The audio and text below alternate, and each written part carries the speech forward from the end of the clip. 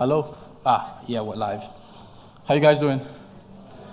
As you know, my name is Aduratomi Bolade. I manage Cool FM, Wazobia FM, Nigeria Info, and one more, Wazobia Max, here in Port Harcourt.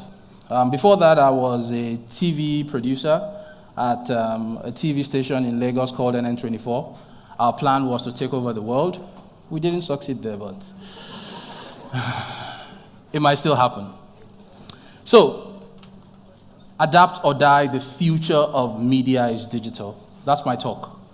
And for many of us in this room, it's a subject that we're already familiar with. Is there anybody in this house that doesn't have a smartphone?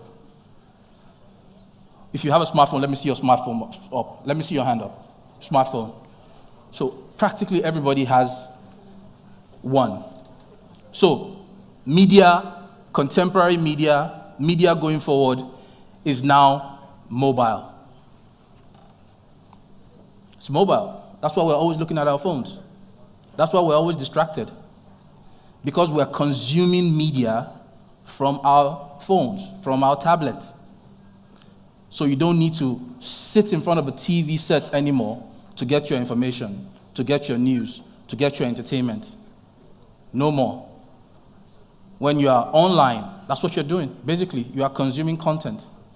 So the media you carry with you now. And guess what? Everyone has one. In one way or another. Everyone carries their media with them. Your tablet. Your tablet.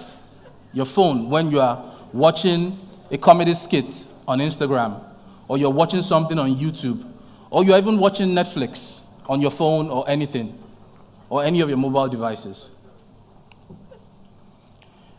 According to internetstats.com, we have about 86 million internet users in Nigeria, active. And more than half of those people connect to the internet via their mobile devices. I have a laptop, but I use my phone more to connect to the internet than I do my laptop. How many of us have that same experience here? So if you want to visit a website now, you're looking for internet, for mobile-friendly websites, right? You're downloading stuff to your phone. So this is where we live now. It's no longer a TV box. For many of us who have those flat screen TVs and all of that, we don't watch them as we used to back in the day. And to buttress this, internet use, that is, globally, Nigeria ranks about 76% in terms of access to the internet via mobile devices. 76. And Nigeria is a beautiful country. All of those beautiful stories you hear about Nigeria and how we just perform magic, it's true. One of the few countries in the world where we didn't have all of the stages of telephony. In some places, you had your phone box at home, then you went to public phones, then you went to cellular. Nigeria moved from zero to cellular. Zero to cellular. Same with internet use. There's so many people who are accessing the internet now, they can't operate a computer.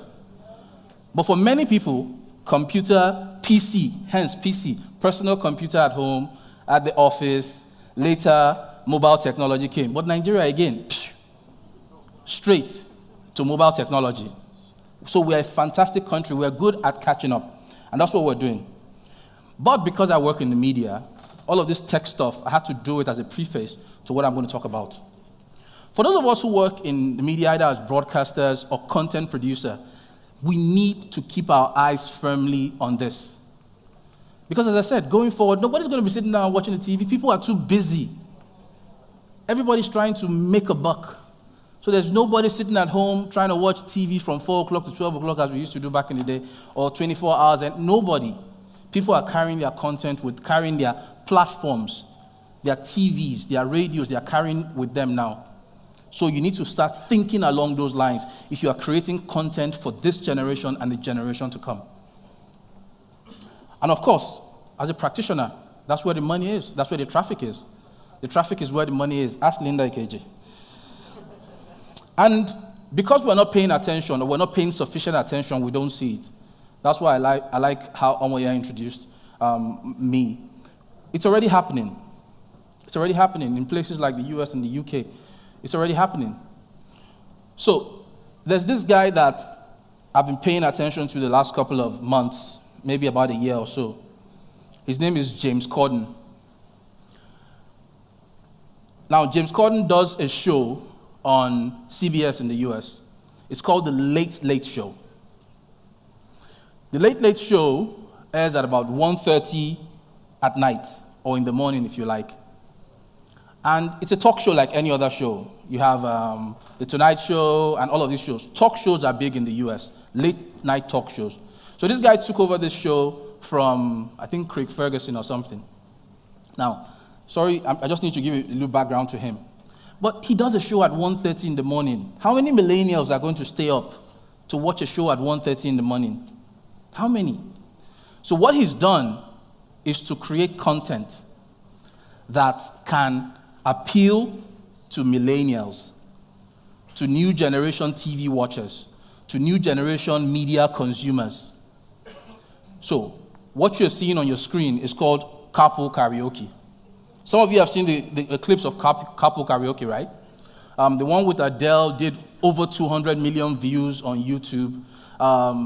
Recently, I saw one with Lady Gaga, and he's had several people. Had one with Michelle Obama. Who saw that? Went to the White House, drove Michelle Obama around. This is a show that airs at 1:30 at night. How do you get people to watch you when they are sleeping? That's what I want you to think about. So he's taken an element on that show and he's mainstreamed it. He's taken it beyond the usual traditional TV time and he's brought it into mainstream reckoning. Every big star wants to be on that show now. They want to ride in a car with him. I mentioned Lady Gaga. Lady Gaga was on that show because she now has a new album and she needs to promote that album. What better way to promote it than someone who's racking up millions in views? Young people who are going to buy Lady Gaga's album, who will buy Justin Bieber's album, will watch that on the internet, will share with their friends. The bulk of them have this. The bulk of them are always doing this. Are you seeing what I'm saying?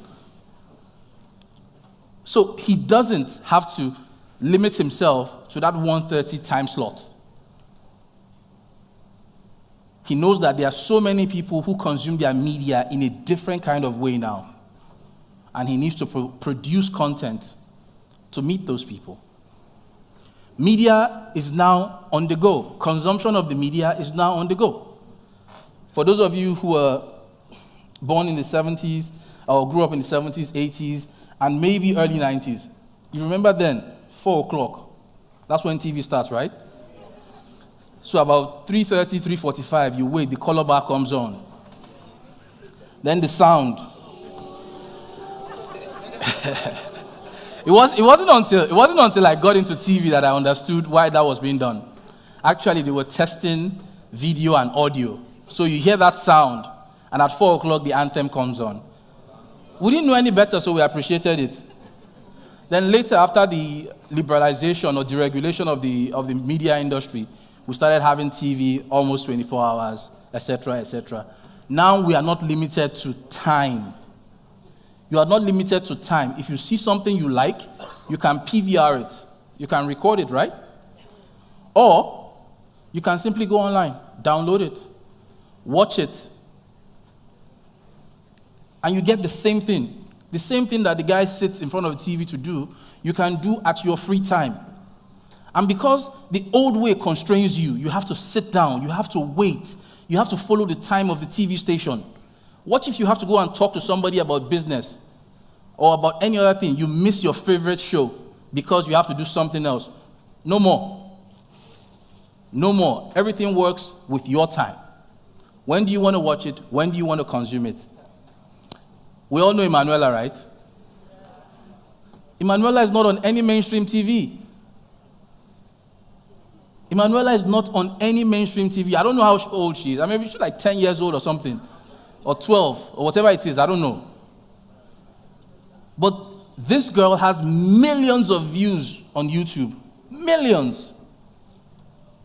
People are watching her crazily on YouTube. So in this new era of the media, content is king. Content is important. Content is the most important thing. Imasue mentioned Game of Thrones. I've never watched it. I'm sorry. Yes. I'm sorry, I've never watched it. But I'll tell you for free, Game of Thrones is the most downloaded TV series in the world. It's the most pirated TV series in the world. The producers know. Now, the reason it is so watched, the reason it is so downloaded and pirated is because the content is great. I know you're going to ask why I haven't watched it then. I just haven't watched it. The content is great. So in this new era, content is king. So as a content producer, as a broadcaster, it's not about you anymore. You need to research. You need to put a lot of money into what do viewers want to see? What do listeners want to hear? Constantly, you need to ask that question. The era where we assume that what we are doing is good for the listeners is gone because there's a multiplicity of platforms now. They are spoiled for choice. Every morning when I wake up, I listen to BBC Radio 1. Every morning. I move to One Extra or I move to LBC. I can do that on my phone now. All it costs me is data. So I don't need to listen to only Nigerian radio stations. The world has become smaller. Some of you here have Netflix accounts. I still have one, but I can't pay for it anymore because my bank. Anyway, with Netflix, your TV is on demand. You can pick whatever you want to watch and watch whenever you want. So I don't need to, in today's world, you can exist without a TV. You don't need a TV. That's free advice. Don't buy a TV anymore. You don't need it. Invest that money in a good data plan. And you will get everything your free terrestrial TV or whichever service will give you online and at the best quality.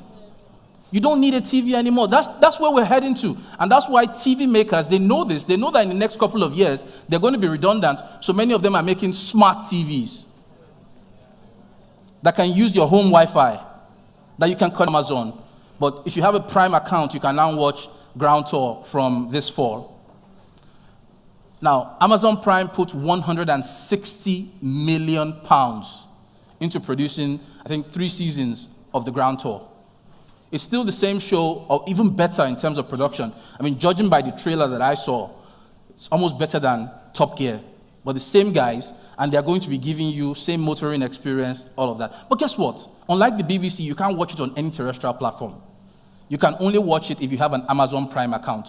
Amazon is not crazy. 160 million pounds is a lot of money to put into any venture. They're sure they're going to make their money back. These guys are going to deliver because when they were at the BBC, they were giving the BBC 300 million pounds every year. Top Gear was giving the BBC 300 million pounds every year. Globally, it's probably the most popular content on the BBC. So, this is where the media is headed. I'm just trying to get your mind thinking. So what is going to happen to existing media? It's already happening right now, by the way. Hence, adapt or die. Things are changing. Things will always change. The wheel is going to continue to turn. The Washington Post now prioritizes online, digital, over print. Recently, there was a story about Donald Trump and the recording with the TV host, etc. You saw that. Washington Post broke that first. And what they did was to put it on their website. They did their research, got the video, put it on their website. First, Washington Post is legendary for their print copy. But because we are now in a different era, because things have changed, Washington Post would have waited till the next morning before they could have broken that story. That can't happen anymore. You have such a big story. If you don't put it on your website, if you don't do digital immediately, your competitor is going to beat you to it. And you lose revenue.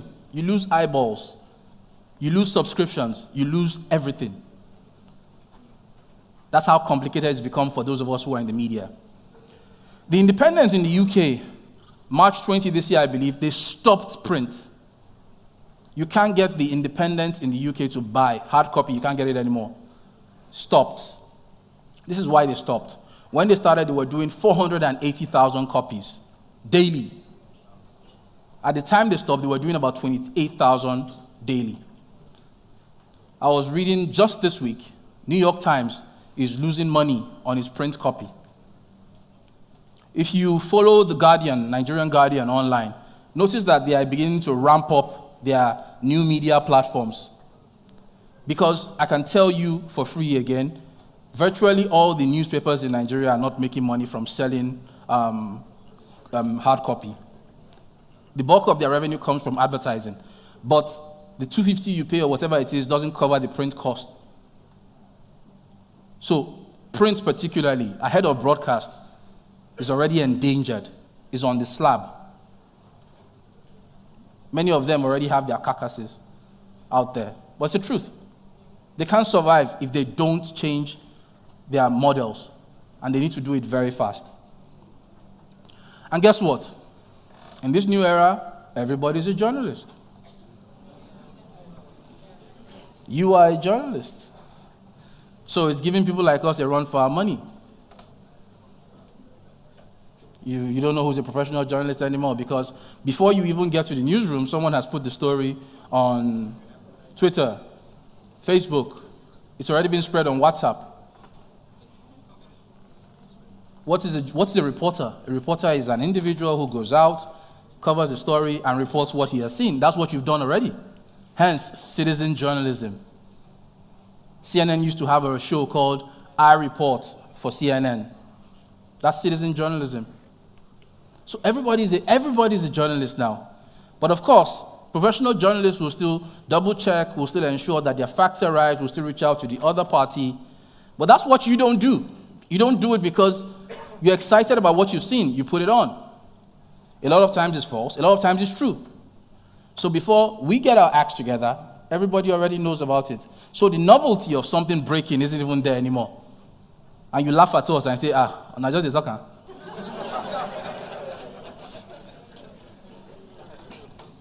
So media companies need to devise ways to merge that interface. So how do we use tools of crowdsourcing? How do we use tools of on-the-spot individuals at an event to gather news, to produce content? Because they're most likely going to get there before you. They have the tools to actually report the story, cover the story. Because when you take out your smartphone and you take video, you take photos, or you tweet about something, you're actually reporting an event. Hence, Twitter. Twitter is popular because it's a microblogging site, and it's a site where people usually disseminate information about something.